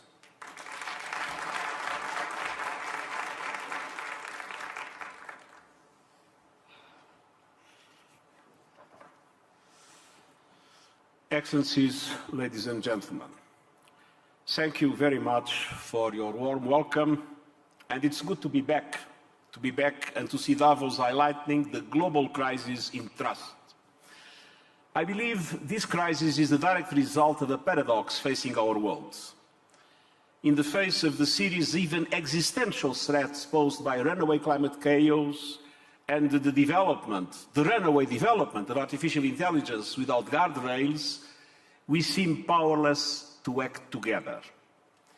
As climate breakdown begins, countries remain hell-bent on raising emissions. Our planet is still heading for a scorching 3-degree increase in global temperatures. Droughts, storms, fires and floods are pummeling countries and communities. Before traveling to the United Nations climate talks in COP28 in Dubai, I saw for myself the dramatic receding of Himalayan glaciers and the accelerated melting of the ice sheet in Antarctica. And here in Switzerland, glaciers are disappearing before our eyes, some are gone forever, and others have lost 10% of their volume in just the past 2 years. Such rapid changes should disturb us all. 2023 went down as the hottest year on record, but it could be one of the coolest years on the future. The media has recently reported that the US fossil fuel industry has launched yet another multi-billion-dollar campaign to kneecap progress and keep the oil and gas flowing indefinitely. Let me be very clear again. The phase-out of fossil fuels is essential and inevitable. No amount of spin or scare tactics will change that. Let's hope it doesn't come too late. But we must now act to ensure a just and equitable transition to renewable energy. At the same time, every new iteration of generative AI increases the risk of serious unintended consequences.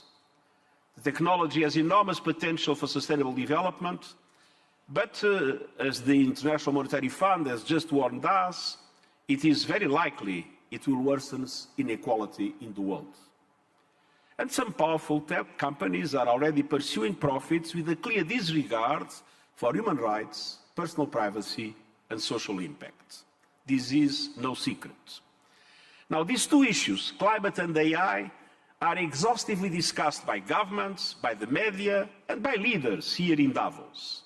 And yet, we have not yet an effective global strategy to deal with either. And the reason is simple. Geopolitical divides are preventing us from coming together around global solutions for global challenges. Little wonder that people everywhere are losing faith in governments, institutions, and financial and economic systems. Dear friends, at times of existential peril in the past, the world was able to come together to mitigate risks. Even during the Cold War, the world faced terrible regional conflicts, moments of great danger, but there were systems in place to promote predictability, including initiatives on arms control and nuclear hotlines. Today, many of these systems have been eroded or undermined. Instead of nuclear disarmament, there is talk of nuclear rearmament. And states are spending billions making their nuclear arsenals faster, stealthier, and more accurate. The Cold War, an era of two superpowers, was followed by a brief period of unipolarity.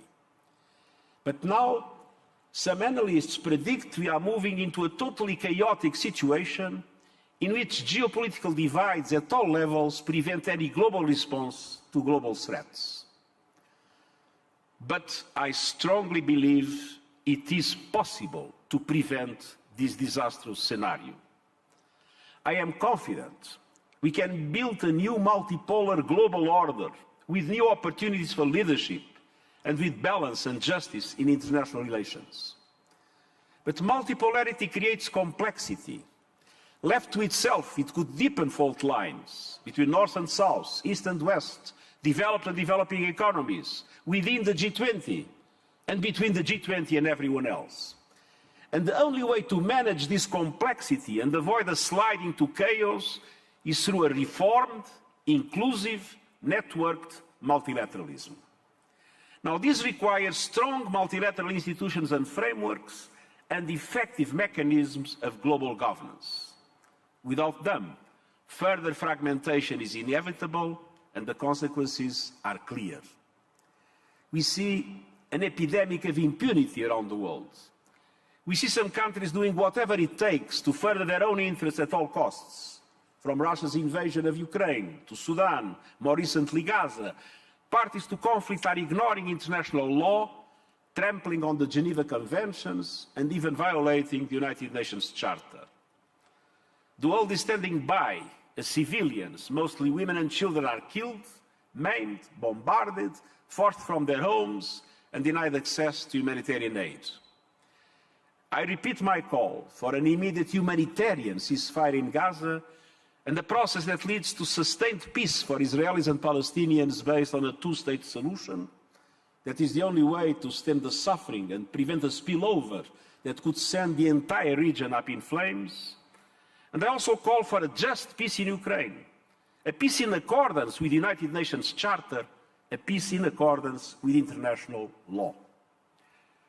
Dear friends, geopolitical divisions are a major risk factor affecting our faltering global economy.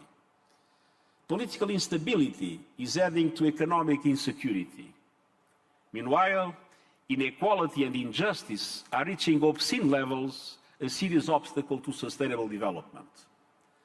Oxfam reports that the world's 5 richest men, and they are men, have more than doubled their fortune since 2020 at a rate of $14 million per hour. At the same time, more than half the world, nearly 5 billion people, have become poorer.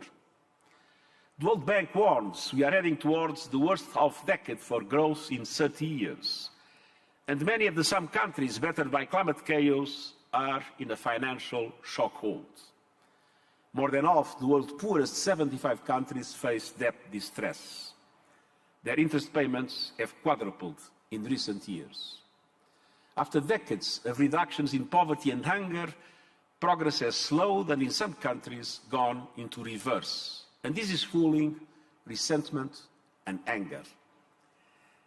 Dear friends, when global norms collapse, so does trust. And I'm personally shocked by the systematic undermining of principles and standards we used to take for granted. I'm outraged that so many countries and companies are pursuing their own narrow interests without any consideration for our shared future or our common goals. And I'm certain that unless we take action, we can expect much, much worse. So let's be clear, rebuilding trust is not a slogan or a PR campaign. It requires deep reforms to global governance to manage geopolitical tensions during a new era of multipolarity. And it is essential to building a safer, more stable and prosperous world. So, dear friends, the institutions and frameworks of global governance, from the Security Council to the Bretton Woods system, were created 80 years ago. We can't build a future for our grandchildren with a system built for our grandparents. The United Nations is fully engaged this year in efforts to bring them up to date, rooted in equality and solidarity based on the UN Charter and international law. In September, we will host the Summit of the Future focused on solutions. And the summit will consider essential reforms to the global financial architecture to make it responsive to today's challenges and representative of today's world. Countries in the global south, they were under colonial rule when the system was created, and so they have today a minimal weight. Reforms to the Security Council and the proposed new agenda for peace would also help to prevent and resolve conflict, rebalance geopolitical relations, and give developing countries a proportionate voice on the global stage. And the Global Digital Compact can turbocharge the SDGs and help to close the digital connectivity gap, share data, and build digital public goods. The private sector is in the lead on AI expertise and resources. And you need the private sector's full engagement in our multi-stakeholder effort to develop a governance model that is networked and adaptive. I believe the UN should play a central convening role. The advisory board I created on artificial intelligence has already made preliminary recommendations on AI governance that tap the benefits of this incredible new technology while mitigating its risks. And we need governments urgently to work with tech companies on risk management frameworks for current AI development and on monitoring and mitigating future harms. And we need systematic effort to increase access to AI so that developing economies can benefit from its enormous potential. We need to bridge the digital divide instead of deepening it. Rebuilding trust will not happen overnight. But I am convinced that it is both essential and possible. And I urge everybody, I urge you to influence, to prevent further damage, and to get our world back on track to safety, to prosperity, and peace. And I thank you.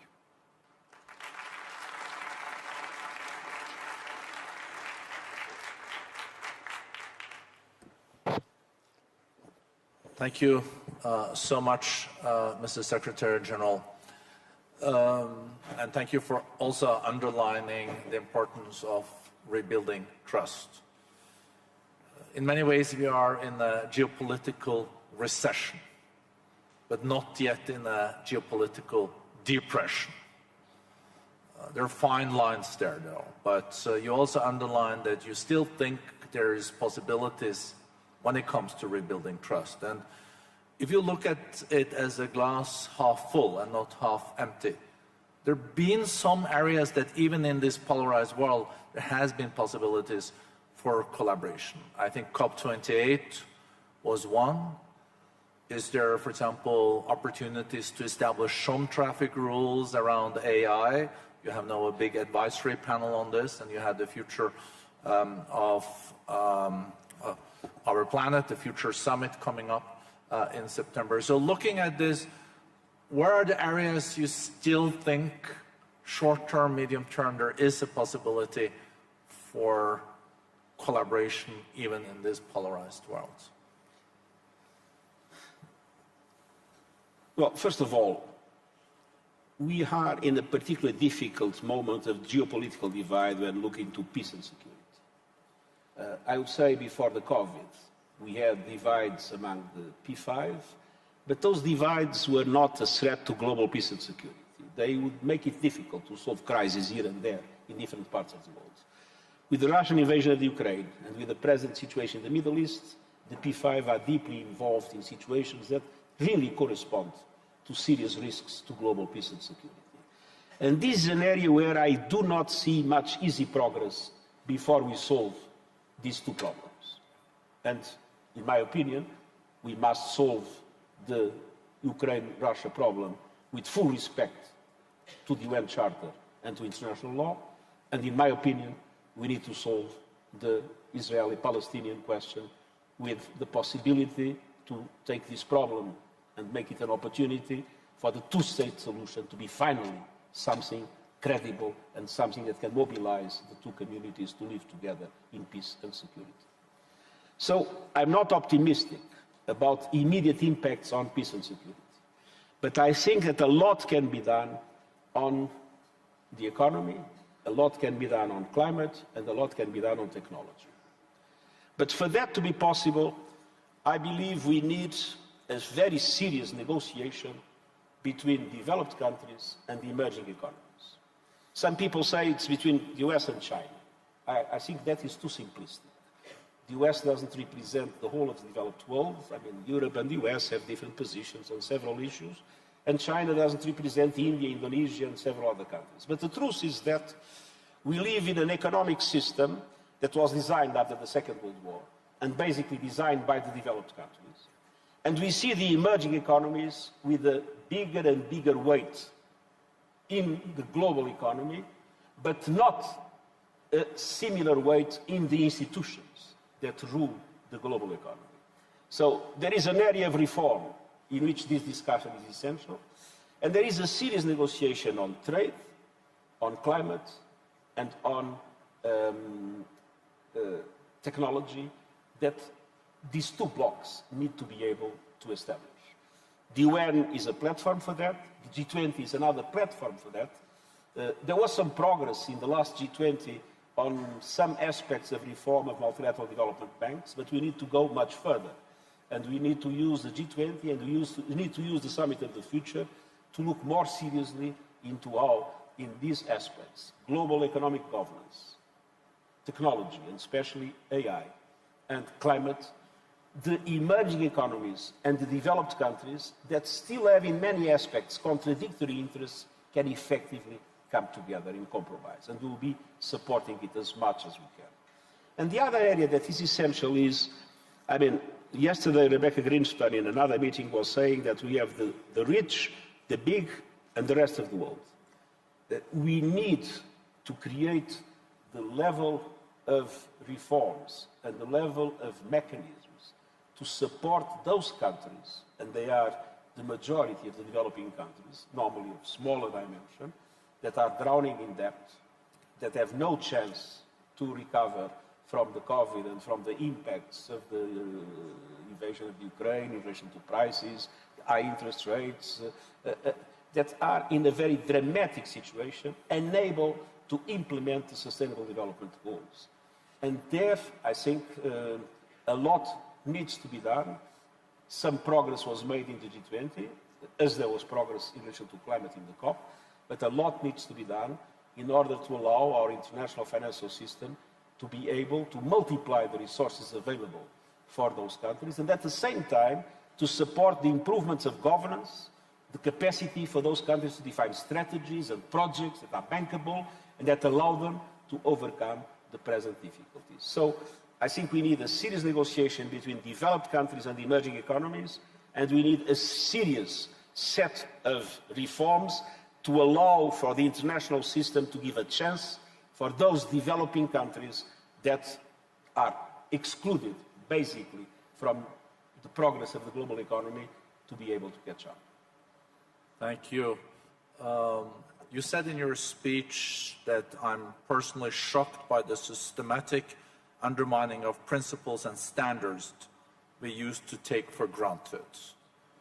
I guess you're also then referring to the period that we call the post-Cold War period, where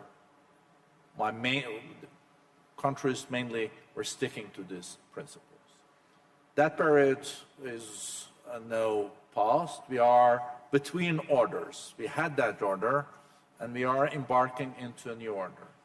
How to avoid that the new order is like the jungle growing back? How can we, are you worried about that? Or are you convinced that the principles of reforms of the multilateral system and that we build a more inclusive order, also build on the main principles, UN Charter and international law, is possible.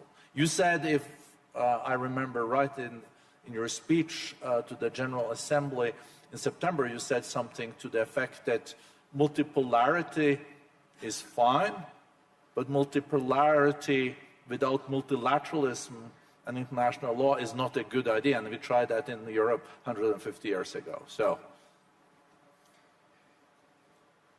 we are no longer in the bipolar world, and we are no longer in the unipolar world. I lived both. Bipolar when I was a young politician, the unipolar world when I was Prime Minister. So I lived in the very center of the events. This is no longer the case. But the question is, it's not yet clear what kind of world will it be. I do believe multipolarity is a positive thing. To have a world in which you have the United States, you have the European Union, you have Japan, you have China, you have India, you have Brazil, you have the African Union. I mean, this is something that, in my opinion, creates the conditions for equilibrium and for opportunities for all. But it is also true that when multipolarity is not accompanied by multilateral governance mechanisms, the contradictions within a multipolar world multiply the chances of conflict. And that is the risk we are facing at the present moment. And there is one thing that is very interesting. I mean, with the lack of influence that the P5 members, the permanent members of the Security Council, that today have much less influence, with the exception of the Russian invasion of Ukraine, that was a direct intervention of one of them. But if you don't take that into account, if you look at what's happening in different other parts of the world, you have to recognize that today you have medium-sized powers that have more influence in what's happening than the big powers. Countries like Israel, Iran, Turkey have proven to be much more influenced in the crises that I have to manage in the recent past than the P5 members of the Security Council that fight for weeks and weeks to get a text in which they can agree on something. But in the end, the influence on the reality in the ground is much smaller than the influence of those mid-sized powers. And this is creating an environment of a certain impunity, an environment in which everybody thinks they can do whatever they want. And this is the problem of the principles that are forgotten. I mean, the Charter must be respected. International law must be respected. And today there is total impunity in relation to violations of the Charter, to violations of international law. The norms that are necessary to regulate economic systems must be respected. And today we see the trend to forget about those norms or to put them into question. And I think that an essential component of building trust is exactly to make sure that with the reforms that are needed for the institutions to be truly representative, which is not yet the case, do those reforms, but at the same time make sure that you create the instruments of accountability for law to be respected, the Charter to be respected, norms to be respected, predictability to exist in international relations. I think that deserves... It's not going to be easy. No, but I think it deserves an applause. You said, Mr. Secretary General, that international law has to be the basis for peace in Ukraine.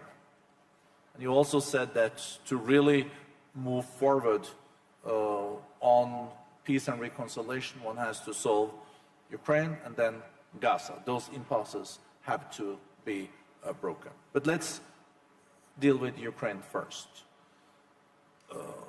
Is there any chance that international law and respect for territorial integrity will be applied anytime soon in Ukraine? And you visited Kiev and you visited also Moscow, and you see how difficult this is. If we start to accept that the territorial integrity of countries is expendable, we will create chaos in the world. There are so many countries around the world that have potential revendications about territory of other countries. There are so many situations where minorities can at a certain moment claim that they should belong to another country. it's absolutely essential that the principle of the territorial integrity of states is respected. Of course, we know that states are not perfect. History has been what it has been. It took centuries in Europe to create the borders that we have now. But I think those that led the African emergence were wise when they said that it was essential to respect the borders, even if the borders had been drawn by colonialism, if those borders were not corresponding to the reality of the societies as they were. But the moment that we start thinking that we can change, redesign, we are in deep trouble. So I think that to reaffirm the principle of territorial integrity of Ukraine and of any other country is essential. It is not going to be easy. No, the situation is difficult. It is. But principles are something we need to preserve in all situations. I know you're speaking at another event in 5 minutes, but I also mentioned Gaza. You mentioned also a two-state solution.